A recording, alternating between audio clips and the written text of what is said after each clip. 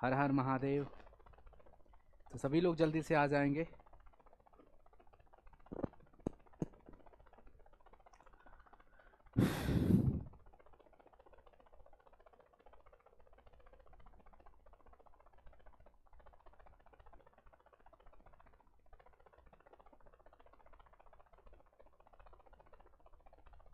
चलिए भाई, हम लोग समुच्चय पढ़ रहे थे, बोलोगे हाँ जी। तो आज चैप्टर 1 का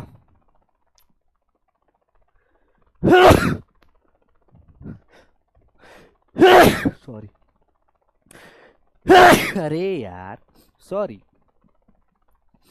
तो हम लोग चैप्टर 1 आज लास्ट क्लास करने जा रहे हैं। मे भी आज लास्ट भी हो सकता है, कल भी हो सकता है। अगर आज कंप्लीट हो गया तो लास्ट हो जाएगा, कल आपका पोल वगैरह हो जाएगा।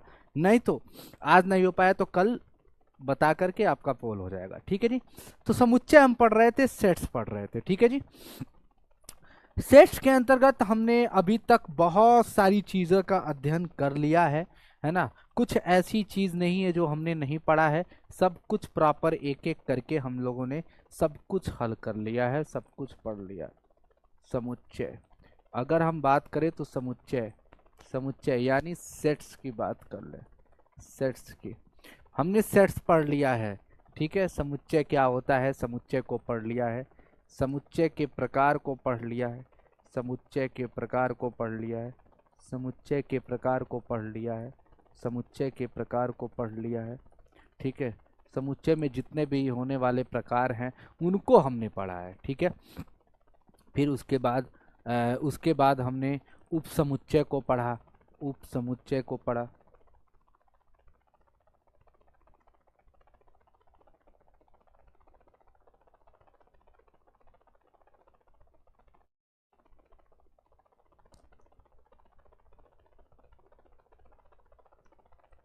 उपसमुच्चय हो गया,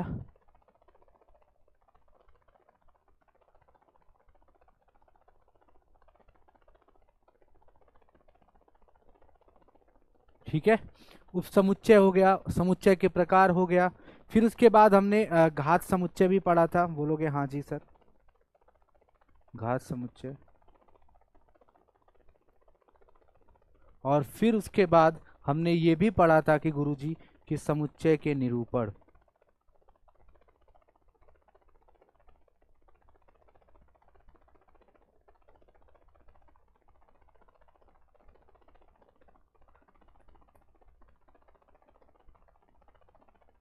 समुच्चय में होने वाले जो रिप्रेजेंटेशन है सेट्स के, वो हमने पढ़ा। रोस्टर फॉर्म क्या होता है ना। सेट बिल्डर फॉर्म क्या होता है, इस सब चीजों को हमने पढ़ा है, ठीक है।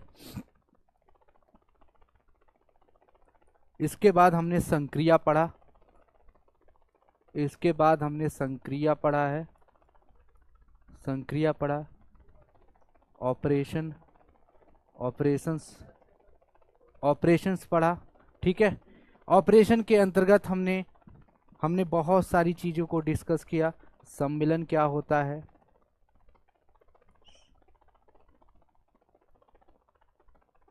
सर्वनिष्ठ क्या होता है, सर्वनिष्ठ क्या होता है, अंतर क्या होता है, पूरक क्या होता है, पूरक क्या होता है। इन सब चीज़ों को हमने एक एक करके पढ़ लिया है, ठीक है। चलिए, अब देखिए, अब जो हम लोगों को पढ़ना है सबसे लास्ट एक्सरसाइज, मतलब हम कह सकते हैं तो अब हम पढ़ने वाले हैं इसमें एप्लीकेशन। क्या पढ़ने वाले हैं बेटा, एप्लीकेशन। हमने जो भी पढ़ा है उसका अब हम एप्लीकेशन पढ़ने वाले हैं, ठीक है। क्या पढ़ने वाले हैं भैया, एप्लीकेशन पढ़ने वाले हैं। क्या पढ़ने वाले हैं, एप्लीकेशन, एप्लीकेशन, एप्लीकेशन। एप्लीकेशन का मतलब होता है अनुप्रयोग, मतलब उसका हमारे डेली लाइफ में क्या प्रयोग हो रहा है, कैसे हो रहा है, उस चीज को हम पढ़ेंगे। उससे रिलेटेड जो भी सवाल होगा उसको हम लोग हल करते हैं, ठीक है जी। बात समझ गए मैं क्या कह रहा हूँ, बात समझ गए मैं क्या कर रहा हूँ भैया, सब लोग बताइए। बात समझ गए, हम लोग एप्लीकेशन पढ़ने वाले हैं, अनुप्रयोग को समझने वाले हैं, ठीक है।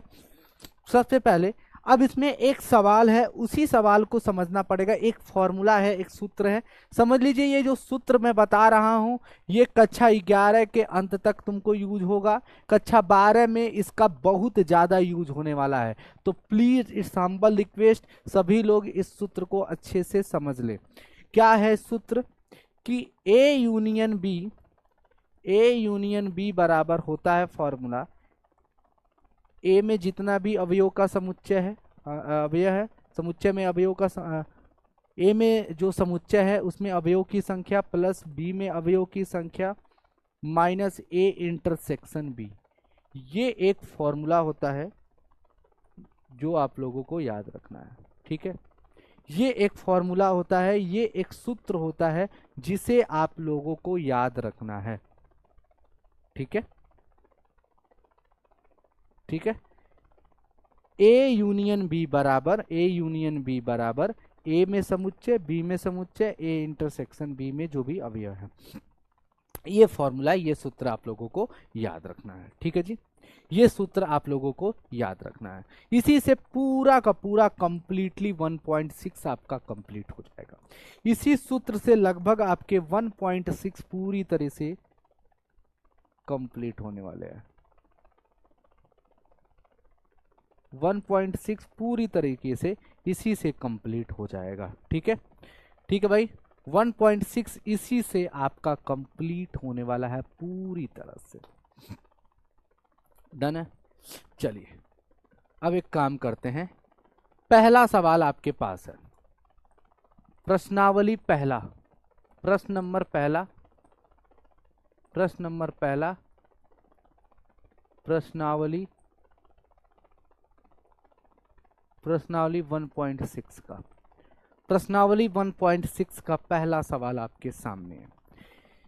कह रहा है कि यक्स और वाई दो ऐसे समुच्चय हैं कि यक्स में अवयव की संख्या 17 है, वाई में अवयव की संख्या 23 है, यक्स यूनियन वाई में 38 है, तो यक्स इंटरसेक्शन वाई में कितना होगा। सिंपल सी बात है, आप लोगों को इसी सवाल में लगाना है। आपने फॉर्मूला पढ़ा है कि अगर ए यूनियन बी हो या एक्स यूनियन वाई, तो इसके लिए फॉर्मूला क्या, सूत्र क्या निकलेगा, यक्स में अवयव की संख्या, वाई में अवयव की संख्या माइनस ए इंटरसेक्शन बी, यानी यक्स इंटरसेक्शन वाई, यही तो होगा। अब देखिए सिंपल सी बात है कि अगर देखा जाए तो यूनियन वाई कितना दिया है, यक्स यूनियन वाई कितना दिया है, 38 दिया है, ठीक है, बराबर यक्स में अवयव की संख्या कितनी दी गई है, बोलोगे गुरुजी 17 दिया गया है, वाई में अवयव की संख्या गुरुजी कितना दिया गया है, तो 23 दिया गया है। आप लोगों को याद रखना है एक्स इंटरसेक्शन वाई तुम्हें निकालना है, तो भैया इसी चीज को आपको निकालना है, सिंपल आपको लगा देना है इस सवाल का उत्तर। तो भैया 38 ये हो जाएगा और 17 में 23 जोड़ोगे तो कितना हो जाएगा, 40 हो जाएगा।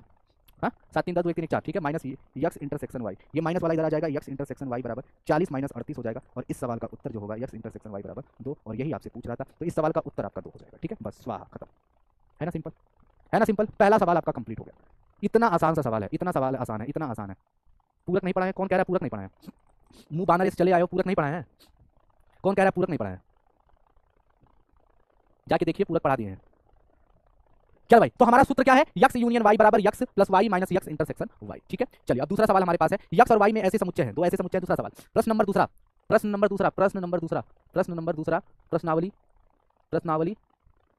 प्रश्नावली 1.6 का, ठीक है। दूसरा सवाल आपके सामने है भैया, क्या कह रहा है कि यक्स यूनियन वाई में 18 है, यक्स में 8 है, वाई में 15 है, तो यक्स इंटरसेक्शन वाई में कितना होगा, ठीक है। सिंपल, आपको सीधे सीधे पहले फॉर्मूला लिखना है कि यक्स, ये क्या भैया बताइए, यक्स यूनियन वाई बराबर क्या होता है फॉर्मूला, बोलोगे कि भैया फॉर्मूला होता है यक्स में अवयव की संख्या प्लस वाई में अवयव की संख्या माइनस यक्स इंटरसेक्शन में वाई में, ठीक है, यही है चीज। चलिए यक्स यूनियन वाई क्या है भैया, सभी लोग बताइए, यक्स यूनियन वाई में अवयव की संख्या कितनी है, 18 है, सिंपल सी बात। यक्स में कितना है, 8 है, ठीक है, प्लस वाई में कितना है, 15 है, ठीक है, माइनस यक्स इंटरसेक्शन वाई आपसे पूछ रहा है, ठीक है, सिंपल। आप यहाँ पे 18 लिखिए, 15 में 5 20 20 3 23, सही बात है, 23 होगा ना, 8 5 23 होगा ना, 23 होगा, 23 माइनस यक्स इंटरसेक्शन वाई। चलिए अब देखिए ये वाला इधर आ जाएगा, सिंपल, आपको कुछ नहीं करना है, और 23 माइनस 18 हो जाएगा। बता दीजिए इस सवाल का उत्तर क्या होगा, सभी लोग कमेंट बॉक्स में, क्या होगा, 23 में से 18 जाएगा 5। क्लियर है, सभी को क्लियर है, सभी को क्लियर है क्या, सभी को क्लियर है क्या, यक्स इंटरसेक्शन वाई कितना है, 5, ठीक है। तीसरा सवाल, 400 व्यक्तियों के समूह में, प्रश्न नंबर तीसरा, प्रश्नावली 1.6 का, ठीक है। 400 व्यक्तियों के समूह में 250 हिंदी लोग पढ़ते हैं, 200 अंग्रेजी बोल रहे हैं, 250 हिंदी बोल रहे हैं, 200 अंग्रेजी बोल रहे हैं, तो कितने व्यक्ति ऐसे हैं जो हिंदी अंग्रेजी दोनों बोल सकते हैं। सिंपल आपको फॉर्मूला लगाना है, एन यक्स इंटरसेक्शन वाई। तो यहाँ पे दो चीज की बात हो रही है, हिंदी और इंग्लिश की, तो ऐसे लिखो हिंदी यूनियन इंग्लिश, ठीक है, बराबर क्या हो जाएगा, हिंदी प्लस इंग्लिश माइनस क्या हो जाएगा, हिंदी इंटरसेक्शन इंग्लिश। सिंपल सी बात है, सिंपल सी बात है भैया, क्लियर है, डन है भैया।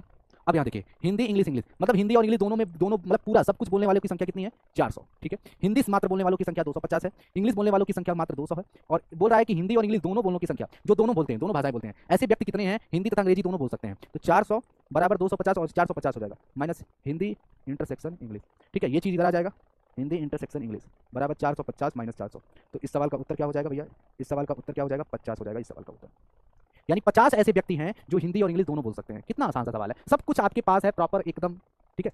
हैं? मुस्कुराते हुए सवाल का उत्तर ला रहा है, ठीक है। आ जाओ यहाँ पे सवाल है, यदि यस और टी दो ऐसे समुच्चय हैं, यस में 21, टी में 32, यस इंटरसेक्शन टी में 11, तो यस यूनियन टी में कितने होंगे? सिंपल आपको बता दें, ये सवाल है चौथा, प्रश्न नंबर चौथा, प्रश्न नंबर चौथा, प्रश्नावली आपका कौन सा है गुरुजी? 1.6, ठीक है भाई। अब इस सवाल को हम लोग हल करेंगे। यस और टी की बात हो रहा है, तो यस यूनियन टी बराबर क्या हो जाएगा? यस में अवयव की संख्या प्लस टी में अवयव की संख्या माइनस यस इंटरसेक्शन टी, ठीक है। बात समझ में आ गया? यस यूनियन टी आपको पूछ रहा है, अब की बारी यस यूनियन टी में कितने अवयव होंगे ये पूछ रहा है, यही पूछ रहा है भैया। सभी लोग बताइए, यस यूनियन टी आपको पूछ रहा है। यस में अवयव की संख्या 21 है, बी में टी में 32 है, टी में 32 है, माइनस यस इंटरसेक्शन में 11 है, ठीक है। एस टी में 11 है, यस यूनियन टी 21 में 32 जोड़ दो भैया, 21 में 32 जोड़ दो, 1 3 3 2 5 53, 53 माइनस 11 है भैया। बता दीजिए इस सवाल का उत्तर क्या हो जाएगा?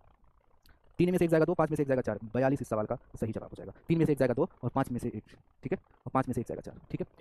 यक्स और वाई दो ऐसे समुच्चय हैं कि यक्स में 40 अवयव हैं, यक्स यूनियन वाई में 60 है, तो यक्स इंटरसेक्शन वाई में 10 है, तो वाई में कितने हैं? ठीक है, घुमा फिरा के सवाल देख रहे हो, इसी तरीके का आपको मिल रहा है। तो हमें लगता है कि अब आपको अच्छे से समझ में आ गया होगा। ये प्रश्न नंबर 5 है, प्रश्नावली आपका 1.6 का सवाल है, ठीक है। यक्स यूनियन वाई में बराबर क्या होगा? यक्स होगा, यक्स में अवयव की संख्या, वाई में अवयव की संख्या माइनस यक्स इंटरसेक्शन वाई में अवयव की संख्या। यक्स यूनियन वाई में 60 है भैया, याद रखना। यक्स में भैया तुम्हारे कितना दिया है? 40 है। वाई में कितना है भैया आप लोग बताइए? वाई में पूछ रहा है, वाई में आपका पूछ रहा है, वाई में क्या पूछ रहा है? वाई में आपको पूछ रहा है वाई में कितने भैया होंगे? Intersection y, x intersection y में आपके 10 हैं, तो 40 10 50, 40 10 सॉरी 40 में से 30 जाए 10 में जाएगा 30 बचेगा, हाँ 30 को इधर बुला लो, तो 60 माइनस 30 बराबर क्या हो जाएगा?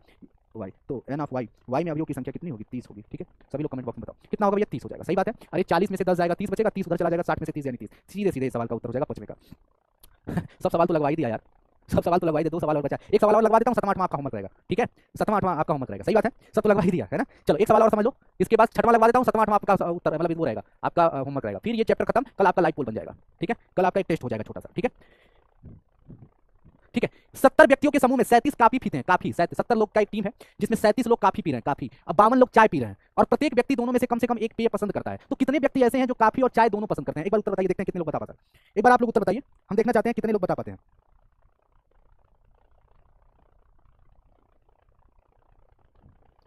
जल्दी बताइए, उत्तर बताइए आप लोग, सभी लोग बताइए। सभी लोगों का उत्तर कितना आ रहा है? 19 पक्का? क्या बात है, यानी आ गया तुम लोगों को। अब देखो यहाँ पे किसकी किसकी बात हो रही है? चाय और काफी की, है ना। तो टी और काफी, टी यूनियन कॉफी, सही बात है। T plus coffee minus T intersection coffee, यही है। टी और काफी दोनों अगर देखा जाए तो भैया पूरी तरीके से सम्मिलित रूप से 70 लोग हैं। 37 लोग वो है जो काफी पसंद करते हैं, 37 लोग काफी, और 52 लोग क्या भैया? चाय। तो कितने ऐसे हैं जो भैया टी और काफी दोनों पसंद करते हैं? ठीक है भाई, तो 37 प्लस 52, 37 प्लस 52, 7 दूनो 3 5 3 8, 89 होगा। तो 70 बराबर 89 माइनस टी इंटरसेक्शन सी होगा। टी इंटरसेक्शन सी इधर चला जाएगा, टी इंटरसेक्शन सी यहाँ चला जाएगा, 89 माइनस 70 हो जाएगा। तो टी इंटरसेक्शन सी क्या हो जाएगा? 89 में से 70 जाएगा, 9 में से 0 जाएगा 9, 8 में से 7 जाएगा 1, 19 इस सवाल का सही जवाब हो जाएगा, 19 इस सवाल का सही जवाब हो जाएगा। ठीक है भाई, क्लियर है? समझ में आ गया? सबको समझ में आ गया? क्लियर है भैया? 101%, ठीक है। तो भैया 7वां और 8वां, ठीक है, ये आपको मैं होमवर्क देता हूँ। 7वां नंबर और 8वां नंबर आप लोग कोशिश करिएगा घर पे लगाने का प्रयास करिएगा, ठीक है, ठीक है। यहाँ पे तीन चीज़ों का यूज हो रहा है, ठीक है। तो आप लोग कोशिश करिएगा, किताब में आपको फॉर्मूला मिल जाएगा, आप लोग खुद से एक बार ट्राई करिएगा, ठीक है। हाँ कोशिश करिएगा, नहीं आएगा तो मैं कल बनाऊंगा, ये बताऊंगा कल 7वां 8वां मैं बनाऊंगा, लेकिन मैं बस एज अ होमवर्क देता हूँ, आप थोड़ा दिमाग लगाने का प्रयास करिएगा, ठीक है, ठीक है, आप दिमाग लगाने का प्रयास करिएगा, ठीक है जी। चलिए, तो भैया इस तरह से आपका चैप्टर 1 जो था, आपका चैप्टर 1 क्या था? समुच्चय। चैप्टर का नाम क्या था भैया? समुच्चय। समुच्चय, और मुझे लगता है समुच्चय आप लोगों को समझ में आ गया है। समुच्चय में अगर हम देखा जाए तो सबसे पहला पार्ट हमने पढ़ा था कि समुच्चय के निरूपण, समुच्चय के निरूपण, समुच्चय के निरूपण, निरूपण की बात किए थे, निरूपण निरूपण निरूपण निरूपण निरूपण। और निरूपण के अंतर्गत हमने दो मेथड समझे थे। पहला आपका था भैया, पहला आपका था क्या? रोस्टर विधि। पहला क्या था? रोस्टर था। और दूसरा था कि समुच्चय निर्माण रूप, समुच्चय निर्माण रूप, ठीक है भैया। सभी लोगों को ये क्लियर है? सेट बिल्डर फॉर्म और रोस्टर फॉर्म, ठीक है। इसके बाद हमने क्या पढ़ा था, आप लोग अगर ध्यान दोगे तो इसके बाद हमने पढ़ा था दूसरा चीज, मानक संकेत। कुछ मानक संकेत पढ़े थे हमने, कुछ मानक संकेत हमने पढ़े थे। स्टैंडर्ड कुछ क्या है? मानक संकेत पढ़े थे, सही बात है, सबको क्लियर था ये। तीसरा बिलोंग्स टू या नॉट बिलोंग्स टू का साइन हमने पढ़ा था, सही बात है, belongs to not belongs to, ठीक है। फिर उसके बाद हमने क्या पढ़ा? समुच्चय के प्रकार, समुच्चय के प्रकार, समुच्चय के प्रकार, समुच्चय के प्रकार। समुच्चय के प्रकार के अंतर्गत हमने बहुत सारे पार्ट को हमने समझा, बहुत सारे पार्ट को हमने समझा, है ना। हमने ये भी समझा कि भैया रिक्त समुच्चय क्या होता है, रिक्त समुच्चय क्या होता है, हमने ये समझा कि समान समुच्चय क्या होता है, समान, हमने समझा कि एकल समुच्चय क्या होता है, एकल एकल समुच्चय क्या होता है, हमने समझा युग्म समुच्चय क्या होता है, हमने ये समझा समतुल्य समुच्चय क्या होता है, समतुल्य समुच्चय क्या होता है, समतुल्य समुच्चय क्या होता है, एकल युग्म समान रिक्त, और भी बहुत सारी चीज़ें हम लोगों ने एक एक करके पढ़ा, ठीक है, समान समतुल्य युग्म एकल समान रिक्त, है ना, तो ये चीज़ें हम लोगों ने, ठीक है, असंयुक्त भी पढ़ा, हाँ असंयुक्त भी पढ़ा।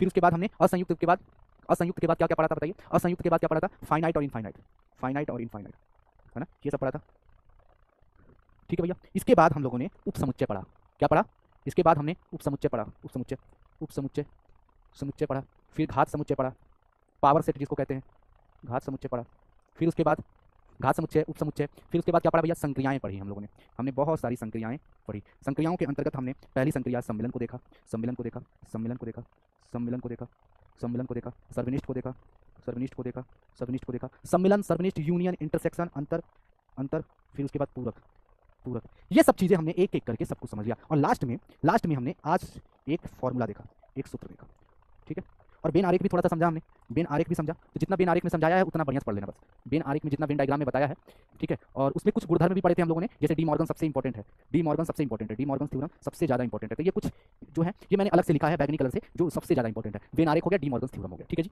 और इस तरीके से पूरा कंप्लीट। 1.7 कहाँ है भाई, कौन कह रहा है 1.7 मार खाओगे, 1.7 नहीं है, तो कल की क्लास में हम लोग एक छोटा सा टेस्ट लेते हैं, लाइव पोल टेस्ट, ठीक है, सही रहेगा, कल एक टेस्ट कर लेते हैं, सब लोग टेस्ट देने के लिए आ जाइएगा, ठीक है, डन है भैया। तो आज की लीला यहीं समाप्त करते हैं, एक टेस्ट भी लेंगे, और जिन बच्चों का 7वां 8वां नहीं लग पाएगा वो हमें कल बता देगा, हम 7वां 8वां बता देंगे, ठीक है जी, बस खत्म, फिर अगला चैप्टर हम लोग परसों से स्टार्ट करेंगे, ठीक है जी, thank you very much, love you all, bye bye.